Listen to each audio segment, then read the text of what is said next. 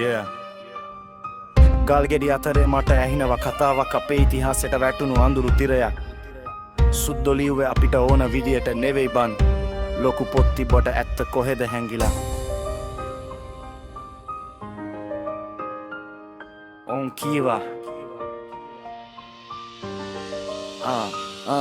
උන් කීවා අපි අඳගොළු මෝඩයි කියලා. හැබැයි වැව් බැඳ ලෝකෙටම වැඩ පෙන්නලා බිසොකොටුව දන්න නෑ අදටත් විද්‍යා කියා. ඒ දැනුම යට කෙරුවේ අපිට ගොඩ යන්න බෑ කිරණ. සැඟවුණු ඉතිහාසේ හොයන ගමනේ වැට කයිවරුඳා වෙකරට තැනමත කුඩු නාගර චිල්ල කැඩුවා මදිද තාම ඇත්ත කියන්න දෙන්නේ නෑ අපි තාම. යකඩ කර්මාන්තේ තිබුණා සමන ලැබෙ මුහුදු වෙලෙදාම් ගෙප්ප මන්ත ගොඩ ගැනන් හිලව බැලුවා රාජපාලන ඒත් සුද්දා කිව්වා අපි යට ලෝකෙට කියලා.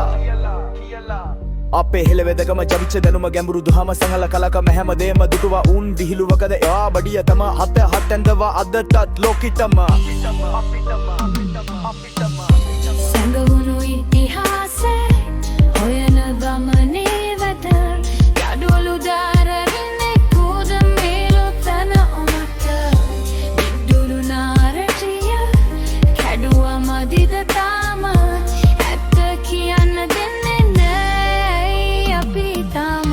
ගල සෙල්ලිපිය කියවන්න දෙන නෑ ඇයි සත්ත අකුරුට ලියන්න බයද තවමත් බයයි. මහාචාර්ය රාජ් සෝමදේව දුවිලි අස්සේ පෙර ඉතිහාසෙ හොයනවා තර්ක එක්ක හයියෙන්. ජයරත්න පතිර ආරච්චි වචනෙන් තියනවා සැඟවුණු ඇත්තලි ලීට අරගෙන පෙන්නනවා. පරණ විතන මහත්තයා ඇයි බොරු ලිව්වේ සෙලිපි වැරදියට කියවලා ඇයි බොරුව වපිරුවේ. ඉතිහාසය පෙළ පොතේ ඉදම ලංකාවේ ළමයින්ගේ ඔලුකවේ අයි හිතන්න මොලයක් නැද්ද උඹලට.